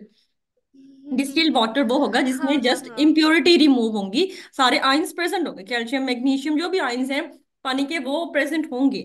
डीआयोनाइज्ड वाटर वो होगा जिसमें इम्प्योरिटी तो ऑब्वियसली नहीं होगी, उसमें कोई आयन भी नहीं होगा, उसमें जस्ट हाइड्रोजन और ऑक्सीजन होगा। The only thing is H2 formula. तो ये मेन डिफरेंस है। अक्सर पूछते हैं वाइवा जॉब को लिया जा रहा है कि टीचर सबसे अक्सर क्वेश्चन पूछा हुआ आता है, what is the difference between deionized and distilled? So every ion except H2O when removed is called the deionized water. और डिस्टिल में आयंस प्रेजेंट होंगे, जस्ट इम्प्योरिटीज होगी। तो आपको क्या लगता है हमें कौन सा पानी पीना चाहिए? जो हम मिनरल वाटर पी रहे होते हैं वो कौन सा होता है इनमें से? जो हम पानी पी रहे होते हैं वो डिस्टिल्ड, एग्जैक्टली exactly। हमें डीआयोनाइज्ड अगर पानी का एक दो दिन पी लिया ना तो और कुछ नहीं, आयंस की कमी हो जानी है, तो हमने जो पानी पीना चाहिए वो डिस्टिल्ड ही होता है, जस्ट उसमें इम्प्योरिटीज रिमूव होती है, एक्स्ट्रा होता है। जो टैप वाटर होता है उसमें तो इम्प्योरिटीज इतनी ज्यादा, इनफेक्ट अक्सर तो टैप वाटर में तो अंदर पाइप्स में फंगस भी लगी होती है। तो जो डिस्टिल्ड वाटर है वो हमें ड्रिंकिंग पर्पज के लिए यूज कर रहे होते हैं। तो जब भी आपने कोई एक्सपेरिमेंट करना है, देखो हम डीआयोनाइज्ड, क्या रिसर्च पेपर में हमेशा डीआयोनाइज्ड लिखा होगा, कभी भी डिस्टिल्ड नहीं होगा, क्योंकि डिस्टिल में आइंस प्रेजेंट है, और आइंस मैक्सिमम जो है आपके कैल्शियम हो गया या सल्फेट कोई भी आइन है, मोस्टली आइंस इंटरफेयरिंग होती हैं, उनको हम इंटरफेयरिंग आइंस कहते हैं। तो आप जब भी कैरेक्टराइजेशन करवाओगे ना, पीक आई होती है आइंस की हमेशा। तो आपने कभी भी डिस्टिल्ड वाटर नहीं ट्राई करनी है, डिस्टिल्ड ना ही हो तो बेहतर है, क्योंकि रिजल्ट डिस्टिल के साथ भी अच्छा नहीं आ रहा होता। कैरेक्टराइजेशन में से क्लियर कट पीक्स आ रही होती हैं। जो मेरी ये गलती थी वॉशिंग के बाद, यही थी कि मैंने डिस्टिल वाटर यूज किया था, बिकॉज हमारी लैब में डिस्टिलेशन प्लांट होता था, डीआयोनाइज्ड पूरी डिपार्टमेंट में एक के पास था, तो वो लैब बंद थी, तो मैंने डिस्टिल्ड यूज किया था, तो उसकी वजह से फिर वो XRD बड़ा, आइंस आइंस की पीक वैसे क्लियर था, लेकिन आइंस की पीक्स तो आएंगी ना, तो फिर वो जब आप वाइवा दे रहे होते हो तो वो एतराज लगा देते हैं कि आपने ये इतनी ज्यादा इम्प्योरिटीज क्यों आई हैं, बिकॉज आपका अगर XRD for example aluminium oxide का है, तो उसमें एल्यूमिनियम और ऑक्साइड ही एक्सपेक्ट किया जाएगा। अगर उसमें फॉर एग्जांपल ये छोटी छोटी तीन चार पीक है, तो आपने जस्टिफाई करना बड़ा मुश्किल हो जाता है, चलो एक आइन आ जाए, दो। अब डिस्टिल्ड वाटर में तो इतने सारे आइन, हर एक की पीक आ जाएगी अपनी, तो आप किस किस को जस्टिफाई करोगे? तो उससे बेहतर है कि आप डीआयोनाइज की तरफ जाओ, ताकि इतनी जस्टिफिकेशन की जरूरत ही ना पड़े। तो हमने क्या किया, हमने जी डीआयोनाइज्ड वाटर के साथ सारी चीजें काम करनी है। अब ये जो थिक पेस्ट बनाया, मैंने उसमें डीआयोनाइज्ड वाटर यूज किया, ताकि जब मेरे आइंस यहाँ से गुजरे एनालाइट, तो उसमें कोई मसला ना आए, कोई उसके साथ जो इंटरफेयरिंग आइंस प्रेजेंट ना हो, ताकि वो उसके साथ रिएक्शन ना कर दे मेरा एनालाइट, हो सकता है बहुत रिएक्टिव हो, और जो आइन प्रेजेंट हो डिस्टिल में वो भी रिएक्टिव हो, दोनों का आपस में रिएक्शन हो जाए दरमियान में, वो अंदर ही पड़ा रह जाए, वो सेपरेट आउट ना। तो यू शुड टेक केयर के we should use deionized water. उसके बाद जी क्या हो गया, मैंने स्लरी बनाई, वेट पैकिंग कर दी, वेट पैकिंग को भी मैं इस के साथ बार बार टैप करती रहूंगी, वाइब्रेट भी करूंगी, ऊपर से दबाती भी रहूंगी, ताकि बहुत ज्यादा टाइट पैकिंग हो, जितनी ज्यादा आप उसके अंदर सिलिकॉन ऑक्साइड डाल सकते हो, हमने उसको होमोजेनाइज करके डालते रहे। तो ये मेरी हो जाती है पैकिंग। जब मेरी पैकिंग 100% यहाँ तक हो जाती है, 90% कॉलम फिल हो जाता है, मैं उसको रिमूव कर लेती हूँ, बिकॉज मैंने ऊपर एनालाइट की जगह भी छोड़नी है, और थोड़ी सी मोबाइल फेस की छोड़नी होती है। तो आप 80 to 85% कॉलम को फिल कर लेते हो, ऊपर से थोड़ा सा एम्प्टी छोड़ देते हो। उसके बाद यहाँ से मैंने कॉटन प्लग लगाई थी, कॉटन प्लग को मैं रिमूव करती हूँ। जब मैं कॉटन प्लग को रिमूव, अब सेट हो गया पूरा आपका, इतना टाइट पैक होता है कि अब आप कॉटन प्लग को रिमूव कर लोगे तो आपकी सिलिका कोई बाहर नहीं आती। जो बहुत ज्यादा एक्सपीरियंस्ड हो जाते हैं ना सीनियर्स, वो तो स्टार्टिंग में भी कॉटन प्लग नहीं लगाते, उनको इतनी प्रैक्टिस होती है कितनी क्वांटिटी के साथ और किस साइड पे डालना है कि उनकी पहले ही नहीं आ रही होती। लेकिन जो बंदा न्यू होता है उसकी कॉटन प्लग लगाना जरूरी हो जाता है। तो इस तरह ये हमने कॉलम की पैकिंग कर लेनी है। जब मैं इसको निकाल लूंगी, मेरा कॉलम रेडी है यूज होने के लिए। तो अब उसके बाद हम थोड़ा सा इसको एक्सपेरिमेंटली, स्टेशनरी फेस की भी थोड़ी सी क्वालिटीज है, पहले वो पढ़ते हैं फिर एक्सपेरिमेंट करते हैं। इसको मैं रिमूव नहीं करती, नहीं से करेंगे। देखो जो मैंने स्टेशनरी फेस यूज करना है, उसमें मैंने क्या करना है, उसमें मैंने जो करेक्टरिस्टिक्स ऑफ स्टेशनरी फेस, अब स्टेशनरी फेस इसमें बना हुआ सिलिका का, फॉर एग्जांपल 90% सिलिका यूज कर रहे हैं तो सिलिका का बना है। उसकी जो पार्टिकल साइज है उसका 60 से 200 माइक्रोमीटर होना चाहिए। ट्राई यही हो गया 60 से 200, क्योंकि इससे बड़ा साइज और इससे छोटा साइज अगर हुआ तो फिर पार्टिकल्स की सेपरेशन, जरा रेजोल्यूशन, क्योंकि हमारा मेन काम है रेजोल्यूशन, अगर रेजोल्यूशन या सिलेक्टिविटी अच्छी नहीं हुई तो हमारा फायदा नहीं है परफॉर्मेंस का। तो हमने इस पार्टिकल का साइज 60 से 200 माइक्रोमीटर के दरमियान रखना है ताकि हमारी रेजोल्यूशन और सिलेक्टिविटी अच्छी हो जाए। उसके बाद स्टेशनरी पेज जो यूज करना है उसको इनर्ट होना चाहिए, उसको सस्ता भी होना चाहिए, क्योंकि बहुत सारा यूज हो रहा था, अच्छा खासा बड़ा कॉलम होता है। तो और बार बार भी यूज करते हैं, क्योंकि कॉलम तकरीबन हर, अगर ऑर्गेनिक वाले थे तो इनकी लैब में जब जाओगे तो एक लैब में 5 5 6 6 कॉलम पड़े होते हैं और हर कोई परफॉर्मेंस कर रहा होता है और डेली की बेसिस पे करता है। तो सस्ता होना चाहिए क्योंकि बहुत ज्यादा यूज होना है और बार बार यूज होना है। इजीली अवेलेबल होना चाहिए। Should allow free movement of mobile face, इसके अंदर से मोबाइल फेस ने गुजरना है। तो इसकी नेचर होनी चाहिए कि आराम से मोबाइल फेस को भी अपने अंदर से गुजरने दे। शुड बी कलरलेस होना चाहिए, क्योंकि कलरलेस में या तो जब बाद में बैंड बनते हैं, अगर कोई एनालाइट कलर्ड हो ना उसके लिए तो बहुत अच्छा हो जाता है कि हमें दिख रहा होता है मूविंग करता हुआ, लेकिन मोस्टली हमारे पास एनालाइट कलरलेस होता है तो इतना सच फर्क नहीं पड़ता। Particles of stationary fluid should be spherical, ये ट्राई करो। मैम सिलेक्टिविटी टर्म समझा, हाँ हाँ, मेरे पास आप टेंशन नहीं लो, सिलेक्टिविटी की पूरी स्लाइड आने वाली है। मैं आपको टेंशन नहीं, सुन लो। सिलेक्टिविटी बिल्कुल आया होता है, ये देखो। ये देखो सिलेक्टिविटी अभी हमने पढ़ना है, इसको डिटेल से पढ़ना है, फिक्र नहीं करो। अच्छा जी। और जो हमारे पास स्फेरिकल शेप कौन चाहिए स्टेशनरी फेस, लाइक अगर आपकी स्फेरिकल शेप होती है ना, जो आप स्टेशनरी फेस यूज कर रहे हो, तो मोबाइल फेस को ना स्लिप पास करने में जरा इजीनेस हो जाती है और थोड़ा सा फ्लो रेट ज्यादा होता है, इसलिए हम कहते हैं स्फेरिकल शेप का स्टेशनरी फेस हो तो बहुत अच्छा हो जाता है। अगर टेढ़ा मेढ़ा हो काम तब भी चल जाता है, ऐसी बात नहीं, मोबाइल फेस काम कर जाता है, थोड़ी सी मूवमेंट रिस्ट्रिक्ट हो जाती है, थोड़ा और टाइम 10 15 मिनट और लग सकते हैं। तो बाकी स्टेशनरी फेज आपका स्फेरिकल होगा तो फ्लो रेट जरा अच्छा हो जाता है, मोबाइल फेज को स्लिप डाउन करने में आसानी हो जाती है। ये था। उसके बाद हमने क्या करना है, अच्छा हम स्टार्ट करते हैं हमारा एक्सपेरिमेंट को। हमने क्या करना है जी, एक सेकेंड मुझे ये रिमूव कर लेने दें। ये मैंने कॉलम अपना फिल कर लिया था। कॉलम के बाद मैंने फॉर एग्जांपल मेरे पास एक मिक्सचर है जिसमें 5 4 आयंस हैं, ये 4 एनालाइट, 3 कर लेते हैं ताकि ज्यादा कॉम्प्लेक्सिटी भी ना आए। 3 मेरे कंपाउंड्स हैं या प्रोडक्ट्स हैं, ऑर्गेनिक वाले करते हैं उनका एक मेन प्रोडक्ट होता है, बाकी दो ना साइड प्रोडक्ट्स होते हैं बेसिकली। तो उन्होंने क्या करना होता है, तीनों के तीनों ना सॉल्युबल हो जाते हैं। फॉर एग्जांपल कोई भी रिएक्शन मिक्सर लगाया और मोस्टली अपने रिएक्शन मिक्सर फ्लास्क में लगा रहे होते हैं, तो उन्होंने अपना एक्सपेरिमेंट किया, उनका प्रोडक्ट बना है कि नहीं, रिएक्शन कंप्लीट हो गया और उसके अंदर 3 चीजें बन गई। एक फॉर एग्जांपल फर्स्ट वाला जो है वो मेरा मेन प्रोडक्ट है, 2 और 3 साइड प्रोडक्ट्स हैं लेकिन वो इसी के अंदर प्रेजेंट है। तो मैंने क्या करना है, मुझे अपने बस मेन प्रोडक्ट चाहिए, मैंने इसकी कैरेक्टराइजेशन करवानी है। तो मैं क्या करूंगी, मैं कॉलम क्रोमेटोग्राफी करवा दूंगी, दूसरे और तीसरे को निकाल के बाहर फेंक दूंगी कॉलम के थ्रू, और इसको सेपरेट आउट करके इसको मैं इसकी कैरेक्टराइजेशन करवा लूंगी और अपनी एमफिल कर लूंगी। तो मैंने क्या करना है, ये मेरा फॉर एग्जांपल रिएक्शन कंप्लीट हो गया है। उसके बाद इस रिएक्शन में ये तीनों प्रोडक्ट्स प्रेजेंट है, 1 2 3 फॉर एग्जांपल, और ये लिक्विड फॉर्म में होगा, कोई ना कोई सॉल्वेंट में बना होता है ऑर्गेनिक रिएक्शन। तो मैं क्या करूंगी, ये मेरा सॉल्वेंट है, इसके अंदर तीनों प्रेजेंट है। तो मैं क्या करती हूँ, मैं यहाँ पे इसको कॉलम के ऊपर पहले डालूंगी और इसके ऊपर से फौरन से मैंने मोबाइल फेस चला देनी है। मोबाइल फेस क्या होती है, इसमें मोबाइल फेस फिर वही होता है, मोबाइल फेस आपकी जो होती है वो different combination of solvents use करते हो, वही एथेनॉल अल्कोहल एसीटोन जो हम पेपर में करते आ रहे थे। अब देखो ये है सिलिका। सिलिका हमारी किस नेचर की है बताओगे जरा, सिलिका पोलर है कि नॉन पोलर है? हाँ जी जल्दी से चैट बॉक्स में बताओ जरा।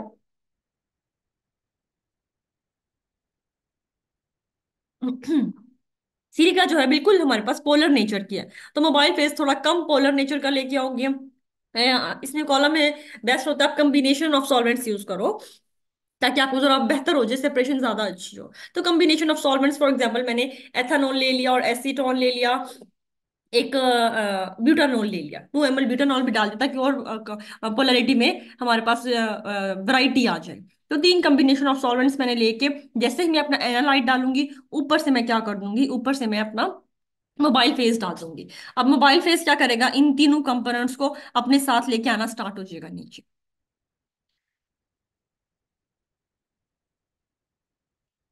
मैम सोल्यूट और मोबाइल फेज का मिक्सचर बनेगा या अलग अलग अलग यूज करोगे?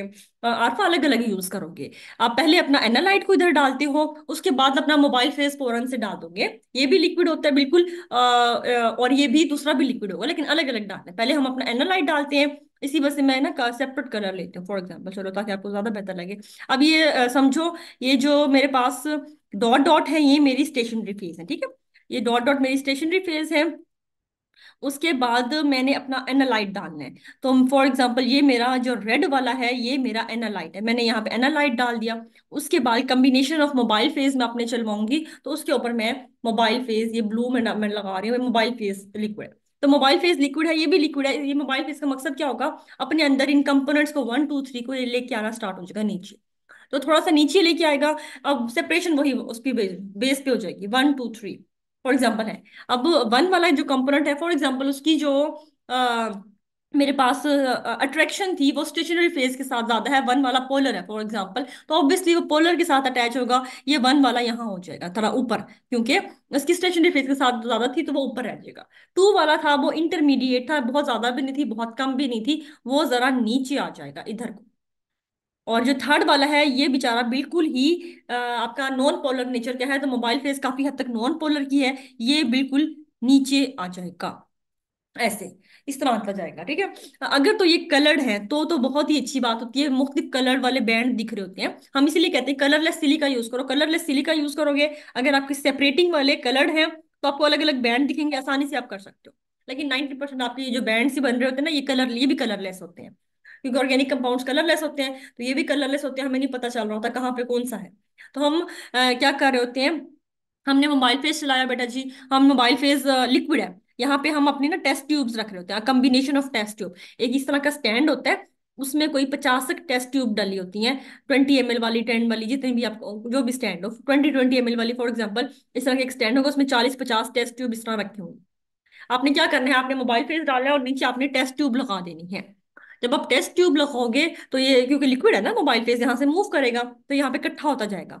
आपने तकरीबन अपना जो नीचे आ रहा है आपका मोबाइल फेस, आप बार बार मोबाइल फेस इसमें डालते हो, मोबाइल फेस बार बार डाल रहे होते हो, और नीचे से आता रहेगा आपका, ये आहिस्ता आहिस्ता नीचे नीचे मूव कर रहे होते हैं, नीचे नीचे, क्योंकि ये वाला जो है ये नॉन पोलर है, ये मोबाइल फेस के साथ आ जाएगा। 4 5 बार मोबाइल फेस को पास करवाओगे, नीचे वाले ने मूव करके नीचे आ जाना आपके इसमें टेस्ट ट्यूब में।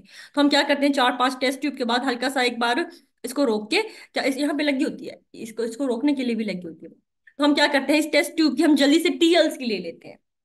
टीएलसी में अगर तो कोई स्पॉट आ जाता है, टीएलसी हम इतनी सी प्लेट होती है, हमने पढ़ भी रखी है, आपको पता है, ग्लास प्लेट, यहाँ पे मैं पेंसिल का लाइन लगाती हूँ, यहाँ पे जो इसके अंदर से लिक्विड आ रहा है मोबाइल फेज, उसका मैं एक डॉट लगा के उसको क्या करती हूँ, रन करवाती हूँ, साथ ही रखी होती है फौरन ना, हाथ लैब में ऑर्गेनिक कॉलम में मैं रन करवाऊँ, छोटी सी होती है ना, फौरन मूव कर जाती है 5 मिनट में, 10 मिनट में। उसके बाद मैं नीचे वो पड़ा होता है हमारे पास लैम्प, आई थिंक उसको यूवी लैम्प कहती है, उसमें बल्ब लगा होता है, आप उस टीएलसी को उसके नीचे लेके जाओगे। अगर इस टीएलसी पे कोई स्पॉट आ गया है, इसका मतलब ये है मूव, जो आपका प्रोडक्ट है, कोई ना कोई कंपोनेंट वो आना शुरू हो गया है, ठीक है। आपका कंपोनेंट नीचे आ गया, अगर टीएलसी पे कोई स्पॉट नहीं आया, तो मतलब आपका अभी तक कुछ भी नहीं आया है, खाली आई यहाँ पे टीएलसी। अगर आपका कोई कंपोनेंट, फॉर एग्जांपल ये बहुत नॉन पोलर था, मोबाइल फेस भी नॉन पोलर था, आपने 2 बार मोबाइल फेस डाला और ये फौरन से सेपरेट आउट हो गया, तो आप इसकी टीएलसी लोगे इस टेस्ट ट्यूब वाले की, तो क्या क्या होगा, टीएलसी पे स्पॉट आ जाएगा, तो आपका मतलब फर्स्ट वाला जो है आना स्टार्ट हो गया। आप मोबाइल फेस पास करवाते रहोगे, और हर 2 या 3 टेस्ट ट्यूब के बाद टीएलसी लेते रहोगे, जब तक ये ड्रॉप आता रहेगा, आप टीएलसी चेक करते रहोगे हर उसके बाद एक। फिर जब ये सारा का सारा आपका 3 वाला जो था, वो सारा का सारा आ जाएगा, तो थोड़ा सा देखो स्पेस था इसमें और इसमें ना, दोनों में स्पेस था, तो यहाँ पे जब ये निकल आया फॉर एग्जाम्पल, ये थोड़ा सा नीचे आ जाएगा, ये वाली चीज नीचे, और ये भी हल्की थोड़ी बहुत नीचे आएगी, लेकिन ये बहुत कम आएगी, क्योंकि इसकी पोलैरिटी जो थी वो स्टेशनरी स्पेस के साथ ही ऊपर ही अटकी रही है। एक सेकेंड, तो क्या होगा जी, ये नीचे आ गया, फॉर एग्जाम्पल सारा का सारा निकल आएगा। अब फॉर एग्जाम्पल ये पहली टेस्ट ट्यूब में नहीं आया, दूसरी तीसरी चौथी में आ गया, पांचवी में हमने टीएलसी ली, कोई स्पॉट नहीं आया हमारे पास, तो मतलब क्या हो गया, मतलब ये हुआ कि सारा का सारा निकल गया है, बाकी दो कंपोनेंट्स कहीं ऊपर पड़े हैं हमारे। तो हम क्या करेंगे, फिर हम मोबाइल फेस की पोलैरिटी चेंज करेंगे, क्योंकि फिर हम थोड़ा बहुत मूव करवाएंगे, कोई चीज नहीं आ रही, तो हमें क्या करना पड़ेगा, हमें मोबाइल फेस की पोलैरिटी चेंज करवानी पड़ेगी, ताकि ये जो ऊपर वाले दो शहजादा है उससे ऊपर वाला ये भी थोड़ी नीचे को आए। तो हम उसकी पोलैरिटी चेंज करवाएंगे, और इसकी पोलैरिटी जो है थर्ड वाले की इसके साथ ज्यादा मैच हो, तो मोबाइल, तो ये स्टेशनरी फेज को छोड़ के मोबाइल फेज में सॉल्युबल हो जाएगा, और नेक्स्ट वाली टेस्ट ट्यूब्स भी हमारे पास आना स्टार्ट हो जाएगा। तो फॉर एग्जाम्पल थर्ड वाला आना स्टार्ट हो गया है, और मेरे पास 10 टेस्ट ट्यूब ऐसी हैं जिसमें आ जा रहा है। जब तक ये आता रहेगा मैं इसको इकट्ठा करती रहूंगी। तो ये मेरे पास टेस्ट ट्यूब फॉर एग्जाम्पल ऐसी हैं जिनमें 3 आ गया है, इसके बाद स्पॉट आना बंद हो गया, तो मुझे पता चल गया कि 3 सारा का सारा आ गया है। तो अब ये तो इस वाले सॉल्वेंट्स में डिजोल्व हुआ हुआ है, तो मैंने अगला काम क्या करना है, इन वाले सॉल्वेंट्स में से इसको इवेपोरेट करना है। इसके लिए मैं यूज करती हूँ रोटरी को। मैंने ये पहली बार पढ़ा था, ऑर्गेनिक वाली लैब में ही देखी थी, पढ़ी हुई कागज में पढ़ी है। इसमें क्या होता है, इसमें आप बेटा जी एक अपरेटस सा होता है, इसमें एक साइड पे आप ना क्या करते हो, ये एक मिनट में आपको दिखाती हूँ। ये इस टाइप का कोई अपरेटस होता है, इस साइड पे भी हुक सी लगी होती है, और इस साइड पे भी हुक सी लगी होती है, ठीक है। फॉर एग्जांपल ये जो मेरे हैं ना, इन सबको मैंने राउंड बॉटम फ्लास्क में इकट्ठा कर लेना है, क्योंकि सब में मुझे पता है मेरे काम का 3 वाला पड़ा है प्रोडक्ट जो मुझे चाहिए। तो मैं इनको राउंड बॉटम फ्लास्क में डाल लेती हूँ। राउंड बॉटम फ्लास्क इधर इसके साथ अटैच हो जाती है और घूमती रहती है, मुसलसल घूमती है, अटैच हो जाती है इधर इस तरह, और घूम रही होती है। तो क्या करता है, इसका काम ये होता है, ये ना सॉल्वेंट को, इसका टेम्परेचर हाई होता है, आप जैसे टेम्परेचर हाई कर देते हो, चला देते हो, तो ये क्या करती है, इसमें से सॉल्वेंट को इवेपोरेट करवा लेती है। नीचे आपका प्रोडक्ट यहाँ पे स्टिक हो जाता है बिल्कुल नीचे, और सॉल्वेंट इवेपोरेट होता रहेगा। और इसका एक फायदा ये होता है कि सॉल्वेंट इवेपोरेट होकर जाया नहीं होता, बीच में यहाँ पे कंडेंसर लगा होता है, सॉल्वेंट के जो वेपर बनते हैं वो उनको कंडेंस करवा के यहाँ पे एक और आप नीचे रख देते हो, बीकर या फ्लास्क लगी होती है, और सारा का सारा सॉल्वेंट आपका इवेपोरेट होकर, बल्कि प्योर सॉल्वेंट आ रहा होता है आपका, क्योंकि आपका बीच में कंडेंसर और डिस्टिलेशन प्लांट लगा होता है इसमें।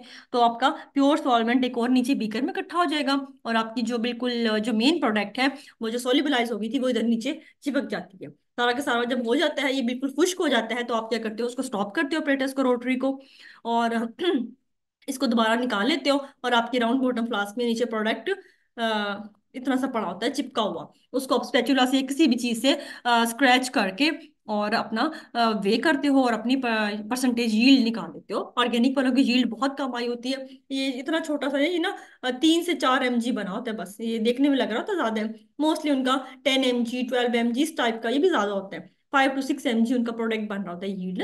बाद में खैर वो ज्यादा केमिकल्स लेके लगा लेते हैं अगर उनका रिएक्शन सक्सेसफुल हो जाए तो, क्योंकि वो सिर्फ कैरेक्टराइजेशन करवाते हैं, और कैरेक्टराइजेशन करवाने के बाद वो अगर उनकी पीक सही आ जाती है, फिर वो ज्यादा रिएक्टेंट्स लेके ज्यादा प्रोडक्ट बनाते हैं, फिर भी उनकी परसेंटेज यील्ड ऑर्गेनिक रिएक्शन से काफी हद तक कम होती है। जबकि इनऑर्गेनिक रिएक्शंस में आप देखोगे इतने इतने ज्यादा बन रहे होते हैं, कभी कभी तो ग्राम में भी चला जाता है, mg तो छोड़ो, ग्राम में भी क्रिस्टल्स बन जाते हैं ना बहुत सारे। तो तकरीबन 50 mg 70 mg तक और इनऑर्गेनिक वालों के बन रहे होते हैं क्रिस्टल्स, ऑर्गेनिक वालों के बहुत कम होते हैं, वो इसमें से 3 या 4 mg तो कैरेक्टराइजेशन में यूज हो जाता है, तो चलता रहता है काम। तो मेन थिंग ये थी कि हमने कॉलम क्रोमेटोग्राफी से क्या किया, हमने सेपरेट कर लिया डिफरेंट कंपोनेंट्स को on the base of their polarity, on the base of their और adsorption capacity to stationary phase. तो ये थी कॉलम क्रोमेटोग्राफी। इसका मसला क्या है, इसका मसला ये है कि ये बहुत ज्यादा टाइम कंज्यूमिंग है। टाइम कंज्यूमिंग कैसे है, ग्रेविटी की मदद से मोबाइल फेज में आहिस्ता आहिस्ता खुद ही आना होता है, और ये तकरीबन कभी कभी इतनी लंबी हो जाती है कि सुबह 9 बजे शुरू करते हैं, रात को 11 बजे भी खत्म हो रही होती है, क्योंकि अगर आपका कलरलेस बैंड है, जितनी आसानी से मैंने आपको ये समझा दिया है उतनी आसानी से आपको पता नहीं चल रहा होता। यहाँ तो मैंने बता दिया ना, ये मेरा 2 वाला यहाँ पड़ा है, तो मैं चेंज कर लूँ। सबसे मुश्किल काम यही होता है कि बार बार मोबाइल फेस की बेचारे पोलैरिटी चेंज कर रहे होते हैं, और वो नीचे नहीं मूव कर रहा होता, स्टक हुआ पड़ा होता है, फिर पोलैरिटी चेंज करनी है, फिर नीचे आता है, नहीं आ रहा, फिर पोलैरिटी चेंज करनी है, एमएल वो वेरी कर कर कर कर शाम भी हो जाती है, होने को आए तो बास्केट पोलैरिटी इतनी जल्दी मैच हो जाती है कि 2 घंटे में भी हो जाती है, लेकिन फिर भी 2 से 3 घंटे जल्दी लेता है, चाहे जितना जल्दी भी हो 2 से 3 घंटे ले रहा होता है। और अगर नहीं होता तो फिर वो ऑर्गेनिक वाले रात को 12 बजे भी बॉयज काम करते थे। वो भी क्यों काम करते थे? दिन में रिएक्शन लगाते हैं, 4 से 5 घंटे में रिएक्शन हुआ, 1 बजे स्टार्ट कर देते हैं, तो रात को 11 बजे तक कॉलम क्रोमेटोग्राफी उनकी चल रही होती है। तो सबसे बड़ा डिसएडवांटेज जो कॉलम क्रोमेटोग्राफी का है, it's too much time consuming, कि पूरा दिन ले लेती है। लेकिन अच्छी टेक्निक है, एक्यूरेट टेक्निक है, बड़े अलग अलग अच्छे अच्छे से अगर अच्छी थोड़ी परफॉर्मेंस हो जाए आहिस्ता आहिस्ता ना। अच्छा, स्टार्टिंग में टाइम टेकिंग होती है, आहिस्ता आहिस्ता आपको जब आप परफॉर्म करते हो ना, with the passage of time आपको ना पोलैरिटी सेट करना आ जाता है। जब आपकी पोलैरिटी सेट हो जाती है ना, एक बार क्या एडजस्ट करनी आ जाए कि मैं इसको इतने एमएल, बार बार आप जब करते हो ना, वो इतना ज्यादा आप यूज हो जाते हो, इसका 2 ml डालते हो, उसका 5 ml, तो पोलैरिटी इतनी हो जाएगी, तो आप इतने यूज हो जाते हो कर करके कि आप आराम से 2 से 3 घंटे में काम कर लेते हो। तो स्टार्टिंग में जरा मसला आता है, वो इस तरह हर चीज ही ऐसी होती है ना। जब स्टार्टिंग में अगर आप खाना बनाना भी सीखो तो कितनी गलत रोटियां बनती हैं, स्पेशली गर्ल्स की बात करूं तो कभी गोल रोटी नहीं बन रही होती, 6 महीने लग जाते हैं गोल रोटी को सीखते सीखते, बल्कि 6 भी नहीं, 8 माह। तो आहिस्ता आहिस्ता जब आप काम करते हो तो आती है, और प्रैक्टिकल वर्क कभी आपको फर्स्ट डे नहीं आ रहा होता। तो same is the case with the column chromatography, कभी भी आपको स्टार्ट में नहीं आती। स्टार्ट में तो मतलब इतना एग्जॉस्ट हो जाता है ना, वो कहते हैं कि कहाँ मैं फंस गया हूँ, और ये सीन हो जाता है। और इसका इसका एक तरीका थोड़ा सा तेज करने का पता है क्या होता है? इसको जो बॉयज वहां पे करते थे वो ना यहाँ पे ना स्टेथोस्कोप लगा देते थे। स्टेथोस्कोप को सेपरेट करके, यहाँ पे स्टेथोस्कोप को, इसके पंप को यहाँ पे सेट कर देते हैं, और स्टेथोस्कोप के इधर वो लगा होता है, इसको आप दबाते हो तो प्रेशर डेवलप होता है। तो वो इसको यहाँ पे बार बार दबाते थे, जिसकी वजह से यहाँ पे प्रेशर डेवलप होता था, और मोबाइल फेज जरा जल्दी मूव करता था। तो दस्ती तरीका मोबाइल फेज को जरा जल्दी चलवाने का ये होता है कि यहाँ पे स्टेथोस्कोप को अटैच कर लिया जाए, और स्टेथोस्कोप को पंप को बार बार दबाया जाए, तो मोबाइल फेज जरा जल्दी मूव कर रहा होता है। वरना फिर आप बैठे ही रहते हो, ड्रॉप ड्रॉप ड्रॉप ड्रॉप आ रहा होता है, तो काफी टाइम ले लेते हैं। लेकिन इसका नुकसान ये होता है कि ना, अभी एचपीएलसी करेंगे ना, फिर बताऊंगा इसका नुकसान क्या होता है। कि इसमें ना होमोजेनाइज प्रेशर नहीं लग रहा होता जरा, कभी आप ज्यादा दबा देते हो, कभी कम दबा रहे हो, तो मोबाइल फेस अपनी मर्जी से मूव करना होता है। तो ये दे दीजिए आपकी कॉलम क्रोमेटोग्राफी। सिलेक्टिविटी पढ़ लेते हैं, उसके बाद एचपीएलसी चलो काम कल करेंगे, ताकि एक दिन में एक ही आप एब्जॉर्ब कर लो। बड़ा टाइम ले रही है इस बार क्रोमेटोग्राफी, लास्ट टाइम तो 5 3 दिन में खत्म हो गई थी। इस बार तो भी हमारी, मेरे ख्याल से आधी भी नहीं हुई है हमारी भी। एचपीएलसी रहती है, जीसी रहती है, साइज एक्सक्लूजन रहती है, फिर इलेक्ट्रोफोरेसिस रहती है, काफी रहती है। अच्छा, ये है सिलेक्टिविटी। कॉलम में हम कहते हैं जितने भी क्रोमेटोग्राफी करोगे, आगे वाली जीसी हो गई, ये हमने एचपीएलसी करेंगे, कॉलम क्रोमेटोग्राफी की बात करें तो हम कहते हैं क्रोमेटोग्राफी सिलेक्टिव है। ये वाला कॉलम क्रोमेटोग्राफी सिलेक्टिविटी शो कर रहा है, ये नहीं शो कर रहा। बड़ी कॉमन टर्म है क्रोमेटोग्राफी में जब हम यूज करते हैं। तो सिलेक्टिविटी का बेटा जी मतलब ये है, इसकी सिंपल डेफिनेशन लिखूं तो इसको मैं कहती हूँ, ability of a chromatography to separate components in a mixture is called selectivity. ये कोई भी कॉलम या कोई भी क्रोमेटोग्राफी से, क्रोमेटोग्राफी के लिए यूज करते हो, कोई भी क्रोमेटोग्राफी की कितनी एबिलिटी है कि वो कंपोनेंट्स को अच्छे से सेपरेट आउट कर सकती है। जितना अच्छा वो सेपरेट आउट करेगी, जितना अलग अलग और सेपरेट अच्छे से उसकी पीक्स या बैंड्स बनेंगे, उसको मैं कहूंगी वो कॉलम उतना ज्यादा सिलेक्टिव है। अगर मेरे कॉलम्स अच्छे, सेपरेशन अच्छी नहीं हुई, मेरी रेजोल्यूशन अच्छी नहीं है, तो मैं कहती हूँ वो जो क्रोमेटोग्राफी की टाइप है वो सिलेक्टिव नहीं है। फॉर एग्जांपल कॉलम पेपर की बात की जाए, पेपर में अगर आपके स्पॉट्स ऐसे आए हैं बड़े अच्छे अच्छे, ये सेपरेट सा, ये सेपरेट सा, इसको मैं कहूंगी ये बड़ा, ये जो क्रोमेटोग्राफी है ये सिलेक्टिव है, कि इसने बहुत अच्छी सेपरेशन दी है। अगर मेरी ऐसे आए हैं स्पॉट्स, ये इधर मर्ज हो गया, ये इधर, तो मैं कहूंगी ये जो मेरी टाइप है ये बिल्कुल भी सिलेक्टिविटी अच्छी नहीं है। This is a not a selective type of chromatography. तो ability of a chromatography to separate the components in a mixture is basically called the selectivity. इसके लिए हम एक वर्ड यू जिन इसका एब्रीविएशन यूज करते हैं, इसको हम कहते हैं अल्फा। यहाँ पे बेसिकली इस तरह लिखा होता है, ये थोड़ा सा सही नहीं हुआ, मुझे यही मिला था, लेकिन मैं आपको बता देती हूँ। ये देखो, इसको हम कहते हैं अल्फा। इसका जो बीपीएससी में आता है वो क्या आता है, इसका फॉर्मूला होता है सब, डेफिनेशन ने पूछता। तो अल्फा जो है वो बेसिकली रेशो है दो इक्विलिब्रियम कांस्टेंट्स की। दो इक्विलिब्रियम कांस्टेंट्स की रेशो को मैं कहती हूँ सिलेक्टिविटी। फॉर एग्जांपल ये मैंने कॉलम क्रोमेटोग्राफी की है, ठीक है, ये मैंने कॉलम क्रोमेटोग्राफी की है, मेरे पास 3 कंपोनेंट्स अभी हमने जो किए, ठीक है, 3 कंपोनेंट्स। एक कंपोनेंट यहाँ आ गया, फॉर एग्जाम्पल एक यहाँ आ गया, और एक मेरे पास यहाँ आ गया। तो दो कंपोनेंट्स का आपस में कंपेयर करने के लिए मैं सिलेक्टिविटी, या तो मैं इन दोनों को कंपेयर कर लूं, या मैं इस दो को कंपेयर कर लूं, उनकी सिलेक्टिविटी मैं चेक करूंगी दो कंपोनेंट्स की with respect to column. For example मैं, ये मेरा 1 था, ये मेरा 2 था, ये मेरा 3 था, तो मैं 2 और 3 को लेती हूँ, ठीक है, मैं 2 और 3 को ले रही हूँ। तो मैं क्या करूंगी, पहले मैं 2 वाले का इक्विलिब्रियम कांस्टेंट चेक करूंगी। कैसे चेक करोगे?